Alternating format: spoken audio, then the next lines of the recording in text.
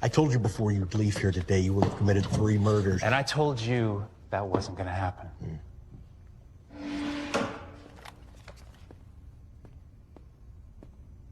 Say, James, what's Melanie up to today? As a matter of fact, what's she up to right now? She doesn't have a clue you're about to break up with her, does she? Of course you're not gonna until you have somebody else lined up, though, right? Because you're that kind of guy. Well, you already have your sights on somebody, don't you? Yeah. I can smell it all the way from here. She thinks she's doing this to maintain the relationship. She'd like to have a child with you, James. Oh, but you're just not quite ready yet, are you? After all, you're only 35. Imagine the joy in your little Cinderella's heart when she realizes she's butchered the baby in her belly for nothing. Look, I don't know what you think you know, but any decision that was made between me and my girlfriend was her choice. Well, I think we both know better, James. Stop it. Don't you think you should be there when it's being done? I said stop Hold it. her hand, maybe? I'll tell you what you could do, James. You could walk right there to the guard station, pick up that cell phone, make a phone call that stops everything in its tracks. You could apologize to her, tell her you made a horrible mistake, that you love her, you want to spend the rest of your life with her, you want to marry her, and you want to hold that child. James, you could tell her that. You could make your life about sacrificial love, and you could play live-in therapist for the rest of your life. I can't do that. No, James, why not? It's complicated. That's my boy, James. That's him right there. I don't understand. Oh, I think I do, James. I think I understand. It's another problem.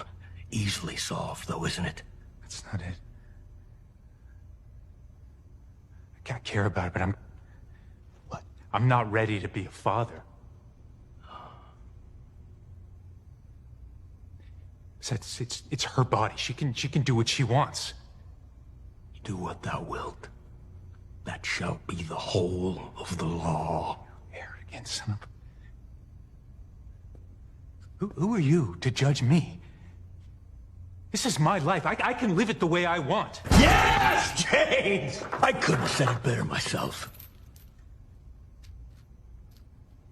But it's still murder. Says who? Says all of creation, James. The Creator creates, and we destroy, and we do all of it through you. We always have. Did you forget your history, Jimmy?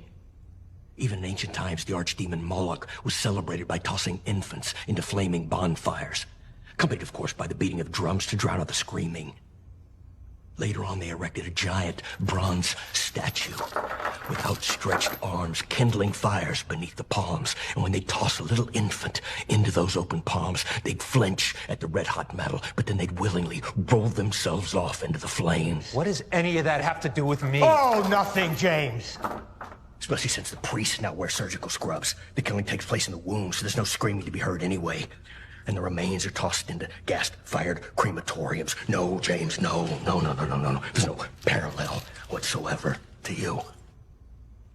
Can you imagine the agony the carpenter feels when we rip a child to pieces inside its own mother's womb? Because that's what we do, James. You and us. We do that together. You're sick. Yeah. That might be the nicest thing you've ever said to me, James. Can you feel it? Can you feel it, James? It's starting to happen. Your unborn son is now on our altar. Here it comes.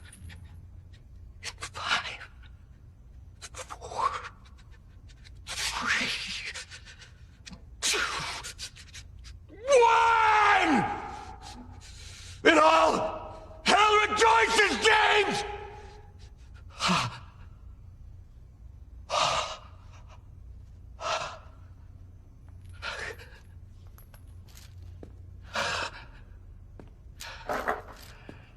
And that's 2, James.